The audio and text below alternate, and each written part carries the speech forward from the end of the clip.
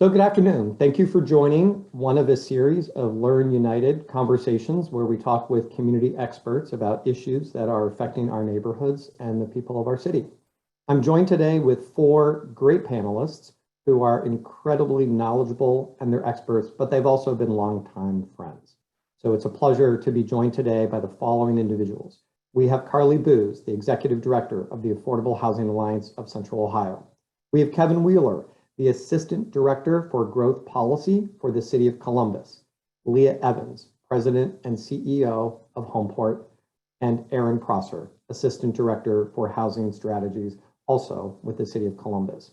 In a moment, I'm going to turn it over to the panelists and give them the opportunity to introduce themselves, tell a little bit about their journey and what they're responsible for in this workspace.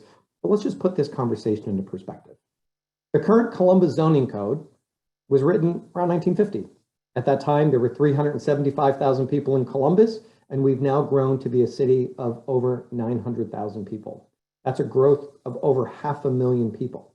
And if you think back about what was going on in the United States in the 1950s, it was really all about the future of the automobile, and it was about separating land uses. And over those last 7 decades, every little piece of that zoning code has been rewritten and touched up, and Kevin, as the expert, will be able to give us more detail about that. But we continue to be a growing city. And if you think about the size Columbus now is in population, we're about the same population as the city of Cleveland, Cincinnati, and Akron combined. And we've been adding about 12,000 new people every year to the city of Columbus. What tends to happen are very emotional reactions, whether it's a new housing development or an apartment complex. There are concerns over parking and density and units and traffic, and all of these things link back to the zoning code. So what we're going to do today is have a robust conversation about what kind of city we want to have in the future. What are some of the things we need to put in place to talk about how the city should be growing and the kind of city we want to have for future generations. And with that, we'll go in the following order for introductions. Let's go with you, Carly, followed by Leah, then Aaron, and Kevin. We'll have you go last because you can really put in some of the process that you've been working on with the Growth Policy Office with the city. So Carly, take it away. Thank you. I appreciate the opportunity to be here. And I absolutely love this panel. This entire group of people these are the guys who are going to solve this housing crisis, right? So take notes. I am Carly Booz. I'm at the Affordable Housing Alliance of Central Ohio. We are a nonprofit organization. We're also a membership organization, and we have members from all different pieces of the affordable housing landscape. We have those who do development and construction, are very much in that zoning space. We also have those that are in single family home ownership and helping people unlock the power and the wealth that that can bring. Those who are involved in serving homeless people and those who are more marginalized, as well as those who are in the philanthropic and investment side of the industry and can see a little bit what it looks like kind of from the back of the paper trail. I say all of that because we are really intentional about how we bring that membership together and how we listen to all of these different voices. So that way, when we are making recommendations for housing, we're doing so kind of our eyes wide open and knowing how they impact all of the different people in Columbus and all of these different people that it's our job to serve. The zoning code and looking at how we are using our local regulation to support affordable housing development is a big part of our work. And that's why this is one conversation in particular I'm really excited to see really flourishing here in Central Ohio. Thank you, Aaron. I think Leah's next. Thank you. I'll jump in. Good to be here, and thank you for the invitation, Michael. And I echo Carly's sentiment that this is a great group to be a part of. So I'm excited to dig into this conversation. In case we have not met, my name is Leah Evans. I'm President CEO of Homeport for about the past 3 months or so. So still pretty new to me, but have been with the company for over 8 years. We are an affordable housing developer based here in Central Ohio and committed to building affordable homes and strong communities, and really believe that that home is a foundation for all of life's successes, opportunities, and where it's a platform for you to begin all things, whether that's your job, your transportation, your education, or your health. So as we are celebrating our 35th year this year, we really look to continue to elevate the opportunity to collaborate and partner to address our housing needs across multiple spectrums. I would say my journey on zoning is one that is highly steeped. I am a planner by education and background, and I love the opportunity for us to shape the built environment to meet the needs of the many. Planning is about bringing the future into our current state, right? So we're looking at and trying to identify our values and our priorities as it relates to how we use land, and that gets translated into zoning. And as Michael said, when you have an opportunity to sit after so many decades of growth and change and diversity in our community, an opportunity to sit and look at what do we want to zone for going forward, what do we want to plan for going forward, then I think it's really an opportunity for us all to weigh in and be a part of that process. Thank you. Good afternoon. I'm Erin Prosser. I'm the City of Columbus Assistant Director of Housing Strategies. It was a newly created position created last year, and I have the privilege of occupying that seat here at the City of Columbus. It was really created to take a look at the entirety of the housing ecosystem in our community and in the City of Columbus to figure out how best to strategically work on behalf of the city and really looking at what we need in the housing space. So that we're focused on housing affordability so that we can really meet the goal that the mayor has set forward that no resident pays more than 30% of their income to live in the neighborhood of their choice. And there is probably no more important activity that's going to take place in the next couple of years than looking at our zoning code to help us facilitate meeting this goal. And so it's really exciting. I'll echo both Carly and Leah as well. This is a great panel to kind of have that discussion about that intersection between housing and zoning and the opportunity that we have here in Columbus ahead of us. So it's really exciting, and I'll hand it on over to Kevin to give you a little more detail. Thanks, Erin. It's a lot of. I'm really pleased to be on this panel with these folks. It's a great group, and really appreciate Michael you calling it. I think I've been with the city as a planner for over 30 years. I think 35 years is the number. And I share that not so much because, it's impressive in and of itself. It's that we've seen the city of Columbus change pretty dramatically in that period of time. And so I've been able to have a front row seat to that. And in the last few years, it's been increasingly obvious that the city needs to look differently at the tools we use to manage growth, because our future is going to look different than our past has looked. We've grown territorially.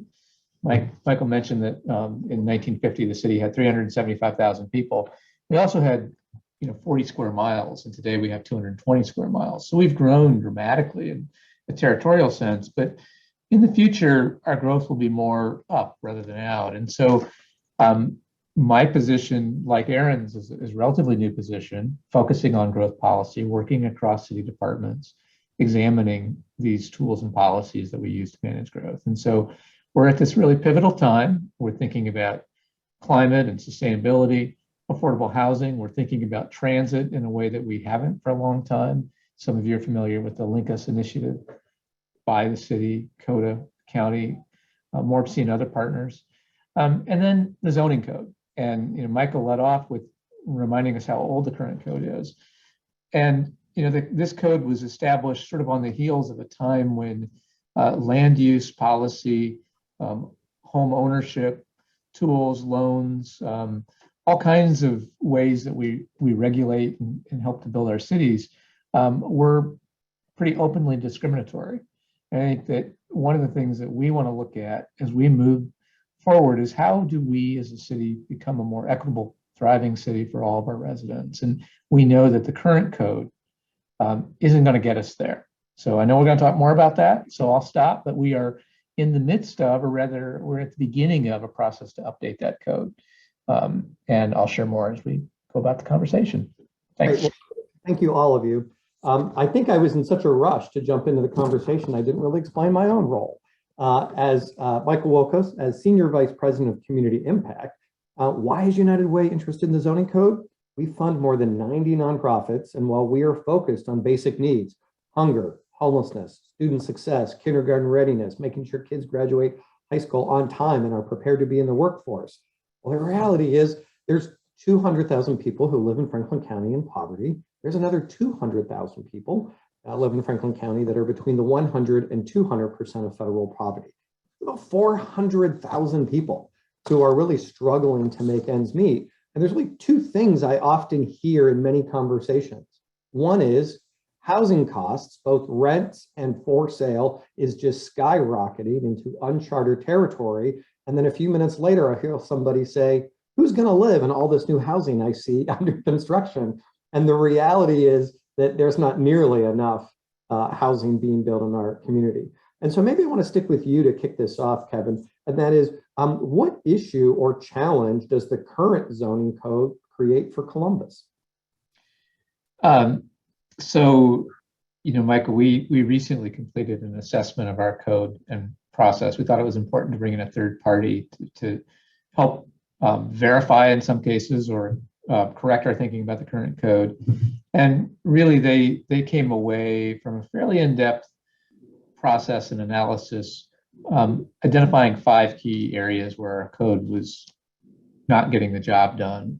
One is that the base code that the city uses doesn't really recognize the different types of neighborhoods Columbus has. It's kind of a one-size-fits-all approach. And of course, we know in a city as big and diverse and varied as Columbus that doesn't work very well. And we've tried to create some tools to help us accommodate that, but those are complex and challenging to use.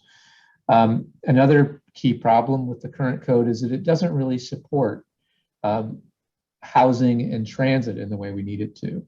We have a shortage of housing. We have a shortage of housing opportunity. We need a code that helps identify opportunities for new housing throughout the city. We need a code that will support the kinds of investment in transit that can lead to that transit being an increasingly reliable, efficient, and meaningful alternative to a car. And something that, despite all the hard work of CODA, that's an area that we as a region remain, one where we continue to struggle. The current code is, of course, not user-friendly. And I don't know that any code is super user-friendly, any zoning code, but this code is especially challenging unless you're somebody that has a lot of experience with it or has the means to hire somebody who has a lot of experience with it. And, each of these things I'm talking about has a measure of impact in terms of equity. The folks who, the small business owner, the individual homeowner, these are people who are not on equal footing, the small developer. All these folks have a harder time navigating the system. A couple other areas, one really important area is that we have an over-reliance on site-by-site negotiation. When your underlying code isn't really getting the job done, when it's broken, you have to compensate for that. And 96% of all Columbus City Council actions around zoning result in a site-specific condition that's been negotiated for that site. And that's not a function that people are getting, the developers or projects shouldn't be happening. It's an indication that, again, our underlying code isn't accommodating the kinds of things that we want to see in our community. Many things that we would all on this panel and many of the folks who are tuning in would say, hey, that's great. Had to go through a pretty complex process. And then finally, the decision-making process for zoning in Columbus is complex. It's confusing to a lot of folks. And so because it's not as straightforward as maybe we'd like it to be, people get confused and they begin to have doubts about it. So that's another area that we have identified as a problem. And I think that some of the people on this call have more specific experiences with the code and can talk about that too. Well, I look to you, Leah. I mean, you over your career, you have built many single-family homes. You have built multifamily. A lot of that has been in Columbus, but you have built outside of the city of Columbus. Talk a little bit about how a complex and confusing zoning code has added maybe time or cost to the projects that you build, and what is your hope that will be different in the future when a zoning code is rewritten? Yeah, thank you. And Kevin, your reflections are so spot on, is that the impact that we see downstream obviously are the increased costs and the additional time, but the overall community impact is this very suspicious thought around development and development activities. And it creates this adversarial relationship between development and the community. And you're not advancing the overall collective community vision of the development, because you're battling, you're in this justification battling situation that it creates for the development community. And so projects that could be very additive get bogged down in this conversation about, should you even be able to do that?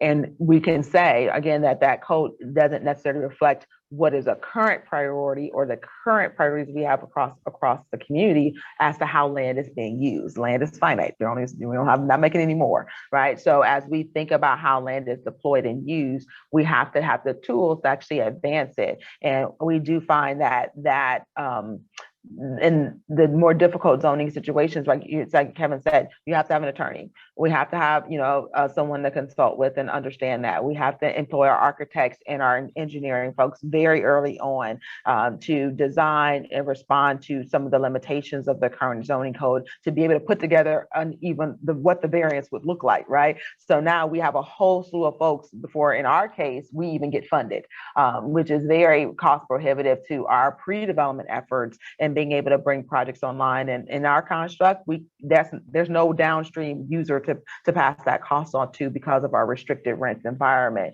So I do say that the cost element and the complication element becomes a barrier, just as Kevin described. It's almost as if it works. The zoning is used as a weapon against certain types of development activities and certain types of developers, whether small, affordable, nonprofit, but small businesses, those other users that we want to advance. Because on the other side, we will all say that those are good uses and we want to see that work. I also reflect that as we think about zoning as a construct, even how we think about uses is different. You think about the environmental impacts, and used to be like, okay, we want the factories over here, we want shopping here, and we want housing down here, right? And so even as we understand industry and our business cycles themselves have changed, being able to even interplay mixed use projects is difficult. So obviously the housing piece is difficult, but even designing and planning and building for a mixed use environment is difficult, because that's just how we used to think about uses. And so again, it's a limiting factor more than it's a factor that is a foundation for us to grow the community we want. It's a box that we have to fit in type factor. And now we have the opportunity to open that box, not to say anything goes, not to say we're going to build amusement parks on every block, or you're going to have noxious uses here and housing here, not to say that, but that we now have this opportunity to have a conversation about what does it look like today and going forward, and how do we support that community development that we see happening. Great. And so Erin, as I look to you, in your previous role, you worked on some really complicated projects at the Ohio State University, and any casual visitor to Columbus knows that there's always a couple cranes at Ohio State. Now there's a lot of cranes over at Ohio State. So you've moved complex utility systems and groundwater stuff, all these kinds of crazy things. So now you have a new role, which is about creating and implementing housing solutions for a rapidly changing city in many ways. What challenge do you see with the current zoning code, and how that has maybe suppressed creativity with regard to housing solutions in the marketplace? Sure. Yes. Thank you, Michael. And I've had the opportunity to spend kind of time on the other side of the zoning code as an applicant, not just in the city of Columbus, but some other jurisdictions as well, and have kind of been through that process on that side of it. And it does create challenges, especially around the opportunity to kind of do things that are different than what we know will work, and kind of that path of least resistance that you kind of forge when you're dealing with a complicated system. And when you have that path and you've got a way that you can get to the end game, it's hard to deviate from that path, right? Once you've kind of forged that, and that relates to architecture, it relates to massing, it relates to the type of uses you think you can move forward in a zoning code that is challenging. You're really trying to minimize, as Leah said, the time and expense that you're going to take to get to that finish line. And so it does end up creating sort of you end up in that space that you can be successful, and the incentive to reach outside that becomes less and less as you're trying to get projects off the ground and meet other timelines that are not necessarily in line with the zoning, but certainly related to those. And balancing all those pieces, at times can then the innovation and the ability to do different types of projects suffer in that space. And I think that is the opportunity where we've got a zoning code that really responded to 20th century development patterns. And we get to decide as Columbus in this really remarkable time in our growth, ahead of seeing really those, kind of big influx of investment. We get to decide proactively what that looks like for us, and what that innovation and opportunity that we want to afford in our community to help do things well and create the community that at the end of that space feels like a place where we all want to remain, and where it's still a place that we are proud of and happy to be in, and a place that really affords opportunities to all of our families. And I think that ability to be proactive instead of reactive is the conversation I'm looking forward to, especially with the community, and understanding how best to arrange ourselves and think ahead. And other cities have kind of let that opportunity pass them by. And so getting started on the zoning code is a really important opportunity to again make those decisions about innovation and creativity, and do it in a way that makes it feasible for development to happen, and to be excelling in those areas, and not just kind of the path of least resistance, which is sometimes the way you end up in the course of these activities. And Erin, you have a newly created job at the City of Columbus. So you talked about creativity and innovation, but the city's never had somebody charged full-time with just focused on housing solutions, right? It's not about code enforcement. It's not about home repair, which are things the city has done very well over the years. Why was now the right time for the administration to create a role that you currently have? And again, I think as we look at peer cities and lessons learned from the growth that we've seen in other locations, and the way in which we don't always look at housing as part of our infrastructure, right? As growing communities are starting to look across the landscape, and they look at things like their roadway systems, right? They look at their utility systems, and they imagine how they need to escalate those systems in order to accommodate the growth that's coming. And we don't look at housing the same way. And so where a lot of times we talk about the population growth that's coming into Central Ohio. At times I have had folks talk to me about, if we just stopped building new housing, we would stop seeing this population growth, right? And it's sort of right that there's a chicken and the egg kind of circumstance. But pre-pandemic, the region was adding 20,000 jobs a year. For 2022, we're projected to add 30,000. So when we talk about the opportunities, there's a bunch of factors that are leading Columbus to have this population growth. It's expensive in other cities, right? There are less opportunities in other areas of Ohio. We've got this incredible job growth. I've got fewer individuals living in each house than we did 50 years ago, right? Where a house may have had 5 people, now it has 1 or 2. We've got changing demographics around our empty nesters and the need to age in place. I've got millennials hitting home buying age and really being ready to be in that space. Our housing infrastructure isn't built to handle all of those different changes that we've seen. And I think what this position was created to do is look across all of those impacts that are coming into our community, and be able to, similar to Kevin's position, really look across city departments, engage our partners in our suburban jurisdictions, really convene a conversation more broadly about what it means to have an adequate housing infrastructure to accommodate our population growth, and to be diverse, not only in its unit types, but also make sure that we are diverse in location. So again, there is that opportunity for us to be an equitable and inclusive place as we go through this growth process. So it's, really thinking differently about housing in the 21st century, and how we facilitate all the opportunities we need as a community to make sure that there are natural places for folks to be able to have starter homes and to escalate through the housing ladder, wealth building opportunities for all our community members, all those different things that we know the housing can bring to our community, that we just need to make sure that our systems are in place to maximize those opportunities for our residents. Thank you. Michael, I'm sorry, can I just add that as a practitioner on the other side, one of the things that I think that Aaron's role does is that oftentimes in relationship to zoning and development, the relationship with the city is very transactional, right? It's about this individual project or development that needs to happen. And as you have someone like Aaron and someone like Kevin, they can see, again, the more relational aspect of any one development. So how this development relates to another development that relates to another city investment that relates to another city department. And so I think that that helps that transactional nature of some of our development activities be more, be more systemic in how the city system works and supports these different activities. Right, thank you. And Carly, as I look to you now, you are a membership organization. You are in an advocacy role. I've got a couple part question here for you. There's been many things that I have learned from you personally in your role. Two statistics that you have embedded into my memory bank is that there are 54,000 households that are already paying more than half of their income to secure housing.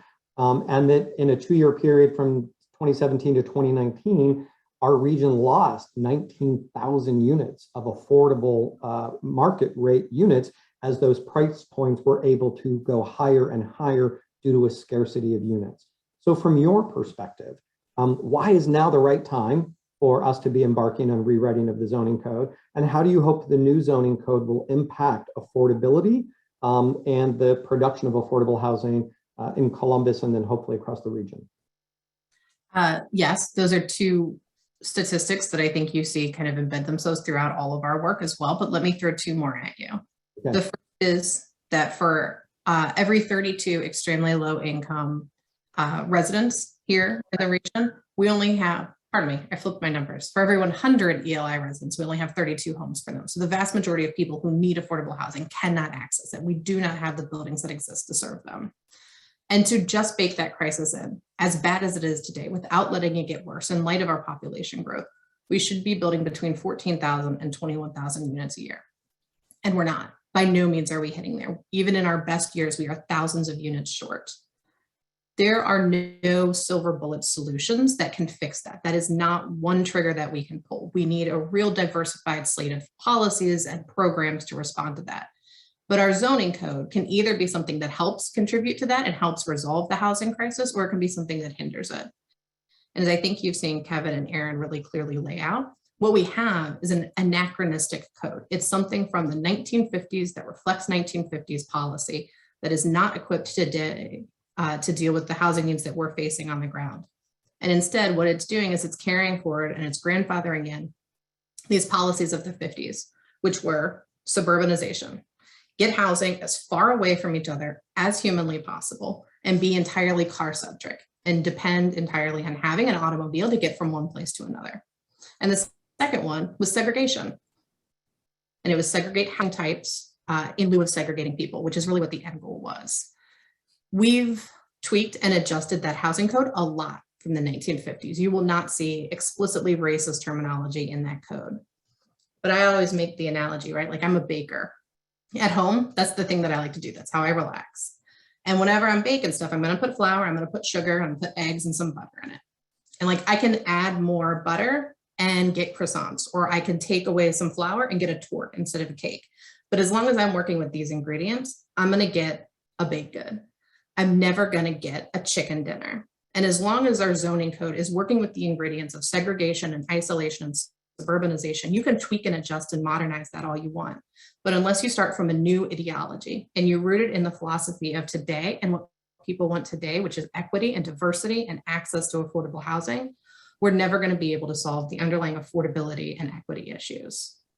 But like you said, that's why this rewrite is so incredibly exciting, because that's exactly what the city is doing. They came at it with this mentality of we are going to meet the needs of today, and we are going to respond to what not just the people who live in Columbus today need, but we're going to look to the next generation. What do young people want to see?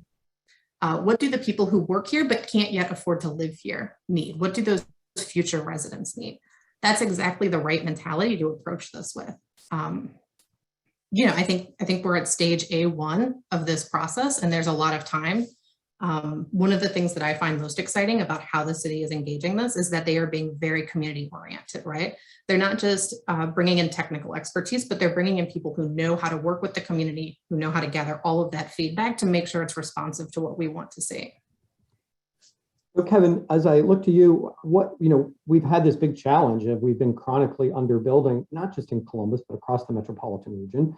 We all definitely think the growth we've experienced over the last decade, and by the way, metropolitan Columbus accounted for 90% of all of the population growth in the state of Ohio over the last decade. And I would, like many other people, assume that the growth of metropolitan Columbus is going to increase this decade with all of the announcements of expansions. How do you hope a rewritten zoning code will contribute to increasing production of housing at all price points? Will this new code increase construction? I think, Michael, that one of the priorities that came out of our assessment process, and one that the city really concurs with, is the opportunity to provide some early focus on what we think of as our mixed use corridors, our main streets of our neighborhoods. And the West Broads and East Mains, the Cleveland Avenues, the Parsons Avenues of our community have played these really critical roles in the past. They have been the main streets of their communities. And to varying degrees, some of these corridors have struggled. And there are factors, a lot of factors that are pretty complex, not the least of which is kind of how commerce and retail works today. We have an Amazon that we didn't used to have. People shop in ways that are very different. And I think that one of the things that we have to recognize is that these corridors will never again perhaps be the retail centers that they were prior to the 1950s. That's not going to happen again. And so we have to look at them differently. And the good news is I think that we have the opportunity both in these corridors and at some of our centers. If some of you have been in the city long enough, you remember the continent and what that used to be like.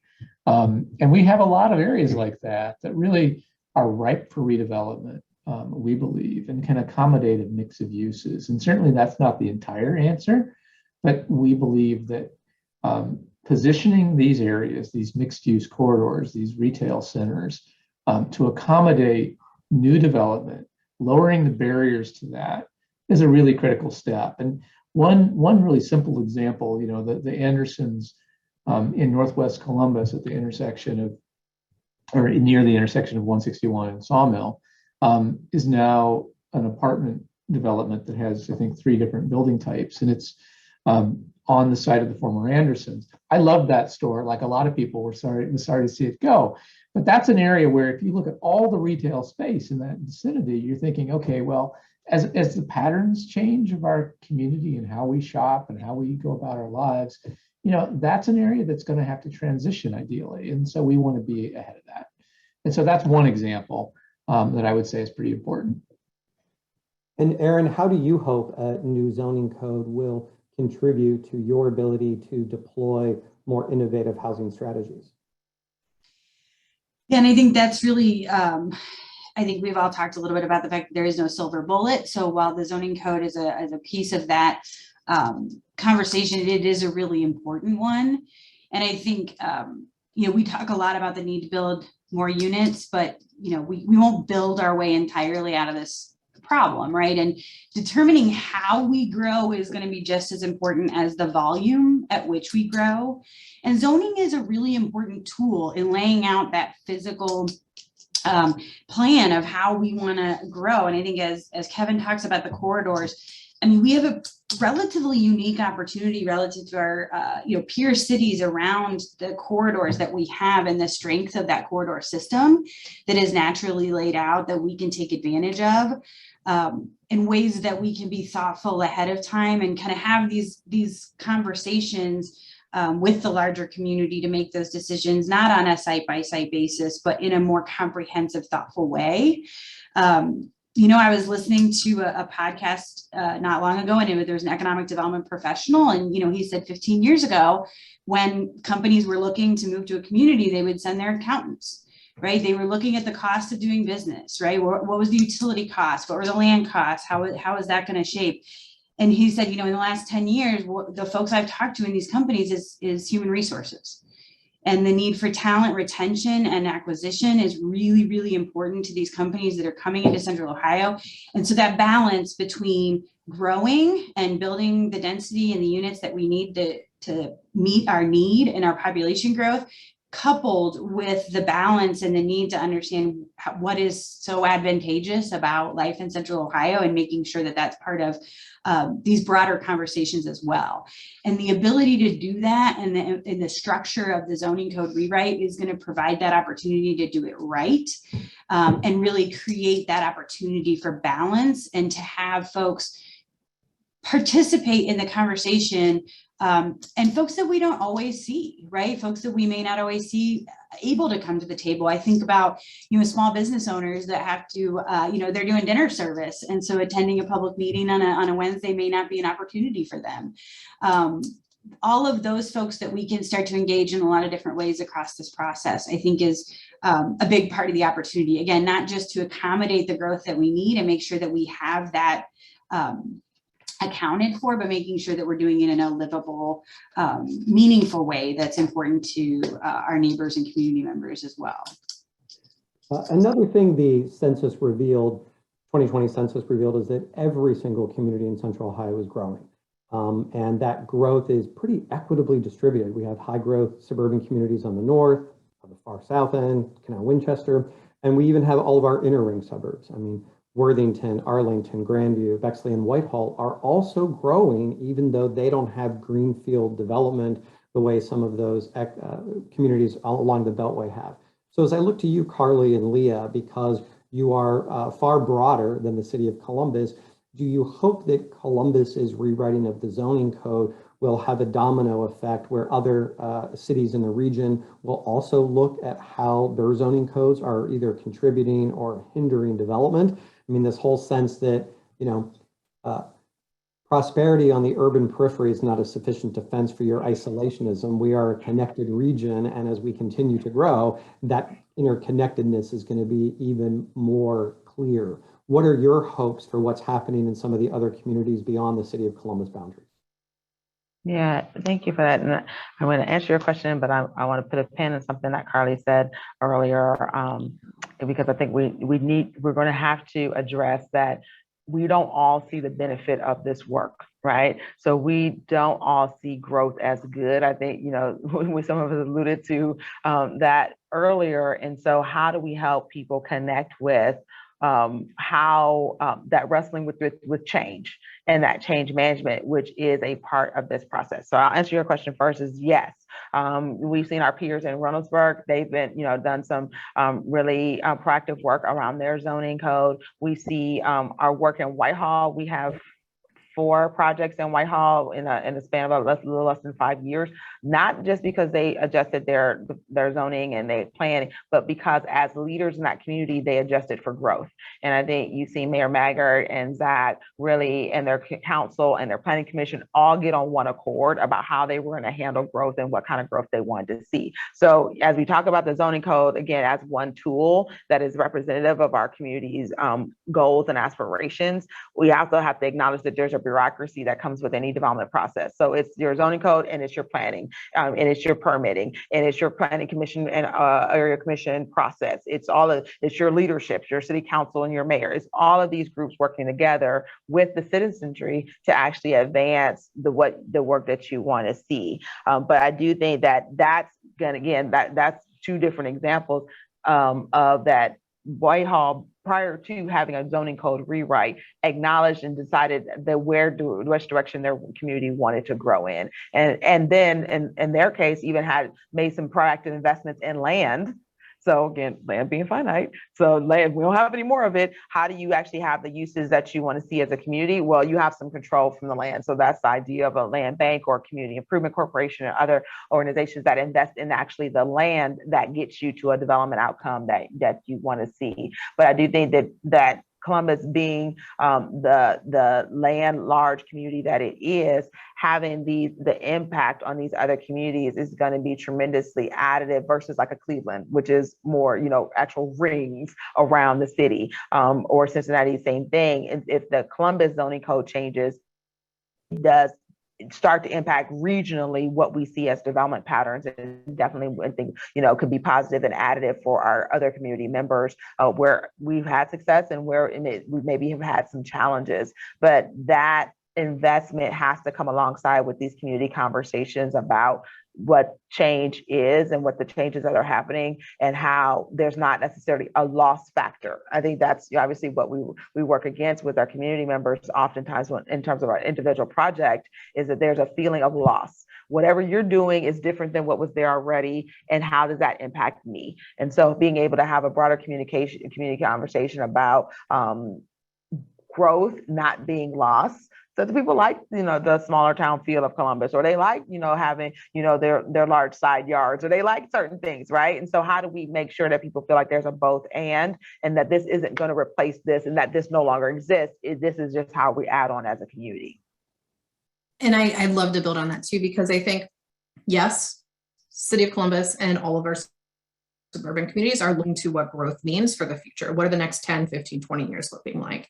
But also 63% of suburban residents say that affordable housing is a problem in their community today. This isn't just something that we need to deal with in the next decade. A elected official, a mayor, a city council who takes this seriously and begins to modernize their zoning code to respond to that is just being a good steward of what their citizens are already asking for. And I think it's important to have that context that ain't nobody talking about skyscrapers in Reynoldsburg, right? You look at what fits for the community.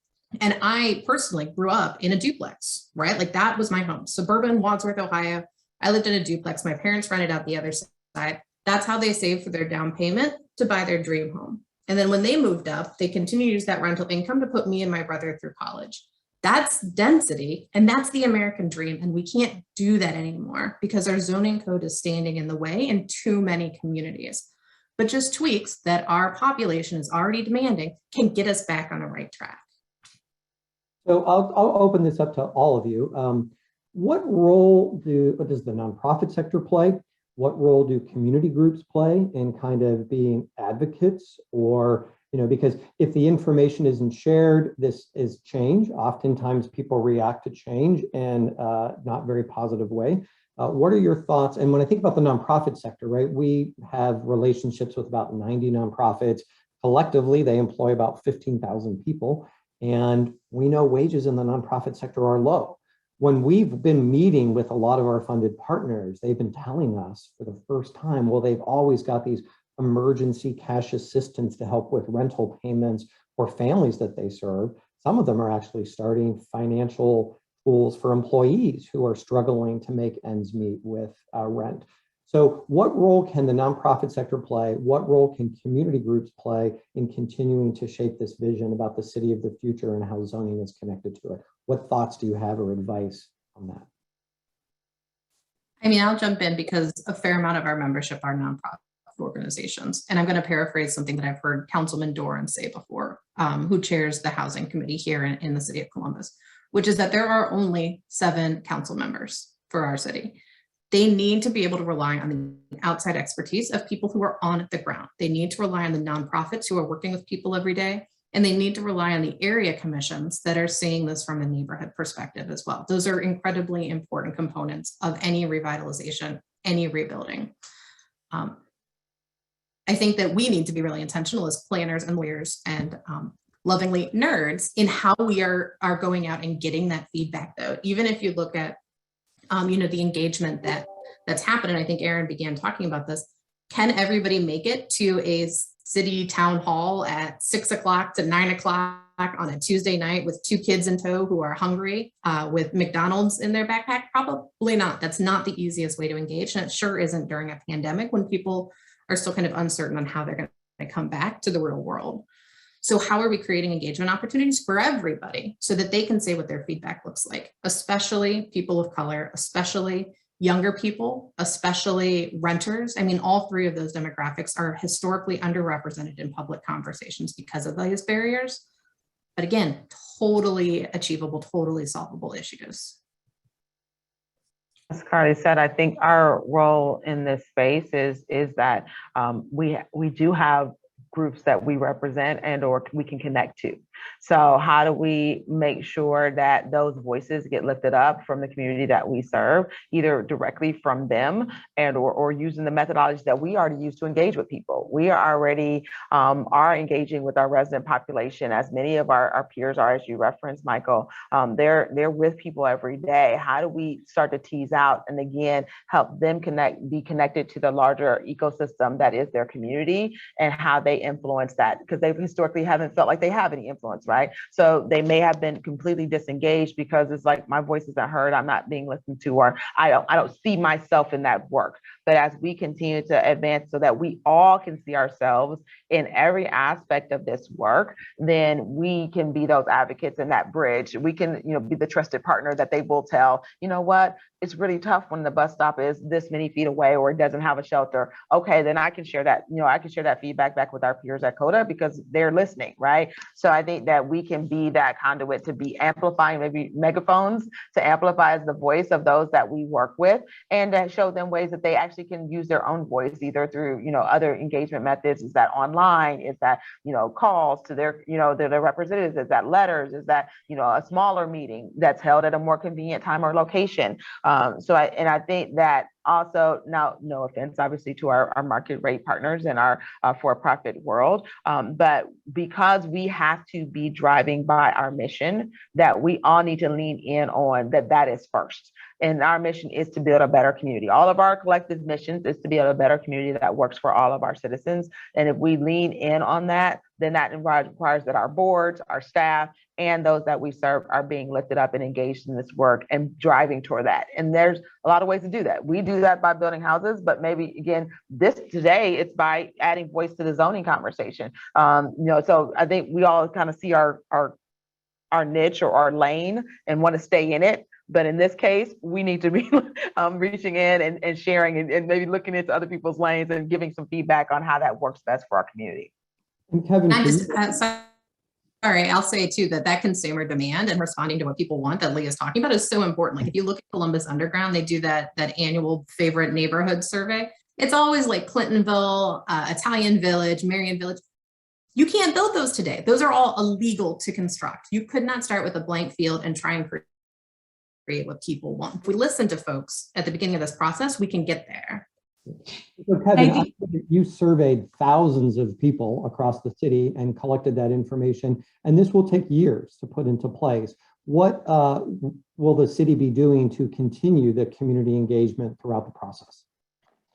From the very beginning, I think we have recognized, as we contemplated the zoning code update, how critical public engagement was going to be. There's a lot of technical work to be done, and that's obviously super important. But making sure that our community understands the work, understands its impact on our future, has an opportunity to weigh in with their priorities and really be engaged has been really important. And so, and I think it was Carly that alluded to this earlier, we have taken our consulting contracts, and we hope to be coming to council in the next couple of months, but we're going to be engaging a technical consultant, and we're going to be engaging a communications and engagement consultant, and we're actually making some staffing choices as well to kind of align along those lines, because we just feel that the traditional ways in which we've engaged with folks,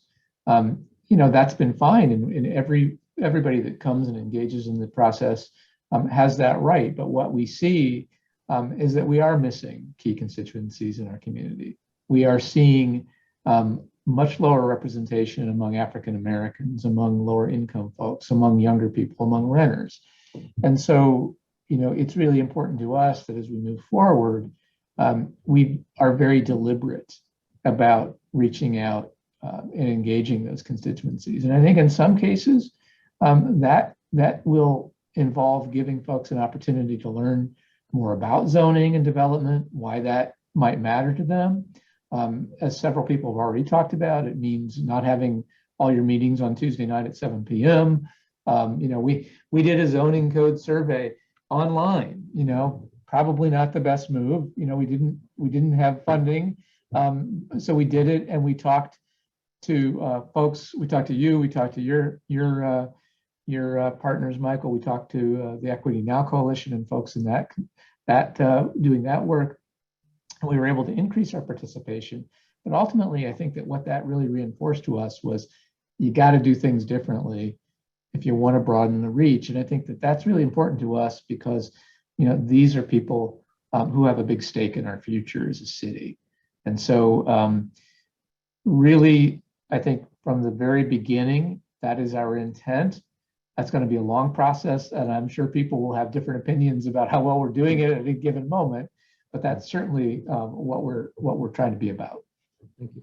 So we have about 9 minutes left. I've got 2 questions from the audience. And by the way, several of these questions this afternoon have been coming from members who've been listening to this panel. One of those questions, though, is if we can't build our way out of this dilemma right now, what do some solutions look like that could potentially increase an existing property owner to create more rental housing on the property in which they currently live? I will let Erin answer that because she's rearing and ready, and I can have a killer answer. But I just want to say that I hear that phrase. I hear that phrase constantly. We can't build our way out of this. It gets misappropriated a lot. We can't only build our way out of this. We will never get out of it if we do not ramp up building fast, quick, and efficiently. So, pardon me. Sorry, Erin. I will. No, I think that's a really good point, Carly. That is a key component that we won't succeed if there's not more robust construction to alleviate the pressure on the system and to make sure that we accommodate the growing population. But along with that is the diversification of our unit types, right? I mean, I've got seniors that are ready to potentially move out of a large, multiple bedroom home into a smaller scale unit, but they're not available in their community, right? And so they continue to occupy a unit that we could have a family into that unit. And that opportunity to diversify, I think, is looking at some of those opportunities that the question refers to around looking at individual homeowners and the opportunity to expand on their property and looking at opportunities for rental properties. I mean, I think a huge part of it is just that simplification and what Kevin talked about at the very beginning of our conversation about unlocking the zoning code for folks that are not professionals in this space every day, right? The need to not necessarily hire an attorney to bring that question to the city and the opportunity to add a unit onto your property. Figuring out where and how that manifests itself in the community is going to be really important. But again, I think it's just unlocking that zoning code so that not, only a select few can engage and make those changes to particular properties, I think is going to be the key in allowing some of that to happen where appropriate for our communities to add units. It doesn't always have to be, a very large scale residential development that gets included. It can be, I think, it's a nerdy planner term, but, one that we use often is the idea of gentle density. And the idea of sort of accommodating ways in which, historic neighborhoods have done for years, right? There were lots of different unit types, even in a single street, to accommodate folks that were early in their life, to accommodate folks that were empty nesters, all of those different spaces that you want to occupy and potentially stay in your community, but you don't have those opportunities right now because we use zoning to so limit the opportunity for different types of residential construction.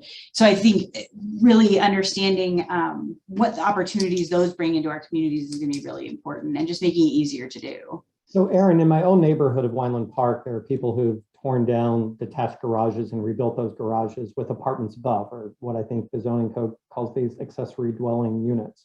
Has there been an assessment done of the city that if these accessory dwelling units, the ability for a homeowner to add a rental unit on their property was more widely distributed, how many units we could create of rental housing and an additional revenue stream for that homeowner? Do we have a sense of that scale? So this is the perfect nexus between my work and Kevin's work. So I'm going to let Kevin take this one. Yeah, no, we haven't done that, Michael. We have looked at the last 10 years of zoning activity. And among the things that we've done is identify the cases where an accessory dwelling unit, planners can't just say things like carriage houses. We got to come up with some phrase like that, ADU. We looked at the number of times or number of cases where ADUs were requested as part of the council variance. And one of the things, now that we're sort of building a team, we want to do is some level of capacity analysis. Where are there opportunities within our existing code? What kinds of changes might we contemplate that could unlock development? These are all complicated situations. It's one of these scenarios where you change something here and then things happen over there. And so we want to be deliberate and thoughtful. But the mayor, I think one of the great things about this process is the mayor is really supportive of this code update. And it's his expectation that we're going to be looking at these different tools that are out there. We're looking at our peer cities, what their experiences have been, to determine, what can happen here. And that's his expectation. And I know that City Council also very supportive. And so we have this unique opportunity to update our code in a way that will address some of these things. And it's not, it's not a magic bullet or silver bullet, I should say. It won't solve everything, but it's one part of that important part of our future. Thank you. And so in the last 2 minutes, Leah, I'll turn to you with another question from a viewer, and that is home prices are clearly going up much, much faster than wages. Are there some programs that are working to support working families to help move them into home ownership? And what does that pipeline look like in Columbus? Yeah, it's a great question, and it's something that we continue to struggle with and fight for, is the opportunity for home ownership as it relates to the opportunities for new development is really our market driven. It's very hard to be able to build at a scale for a group like us. So we build single family for sale homes to have the resources to develop on a scale for affordable home ownership. There definitely are programs like down payment assistance, through our home buyer education programs, through our lending programs that we have and partner with that bring that price down. But right now, our low and moderate income buyers cannot find product in the marketplace. So back to Carly and Aaron's point about yes, no, we have to build. We have to get more product in the marketplace to even allow people to enter in, because we just have a absolute run on inventory right now. I would also though reflect that programmatically. So we haven't really talked about affordable housing financing and programs and things like that support affordable housing. This has been obviously the zoning platform, but in terms of funding affordable home ownership at a federal level, we don't have a consistent program that does that. We have programs that do rental, tax credit work, home funds. We have very robust programs that do rental. Still need more, but we have programs. Home ownership hasn't had the intentionality in terms of affordability that those programs had. It's been the presumption that as you grow into rental housing, that you will transition into home ownership, and there hasn't been the supports for low and moderate income home ownership. So that is something that as a community and as a nation, we're going to have to figure out how to address, is to how appropriately to support that home ownership transition, just as we were talking about the suburbanization was largely supported by mortgage benefits, right? So again, how do you have low and moderate income buyers access those kind of supports that's going to get them into more home ownership? In our environment right now, it's more of an inventory problem even than financing. Well, we are at the end of our hour, and if you joined us late, I want to just give an appreciation to Carly Booz, the Executive Director of the Affordable Housing Alliance of Central Ohio, Leah Evans, President and CEO of Homeport, Kevin Wheeler, the Assistant Director of Growth Policy for the City of Columbus, and Aaron Prosser, the Assistant Director of Housing Strategies, also with the City of Columbus. I am confident with the four of you in the roles that you have, we will be building a more prosperous and also more equitable future.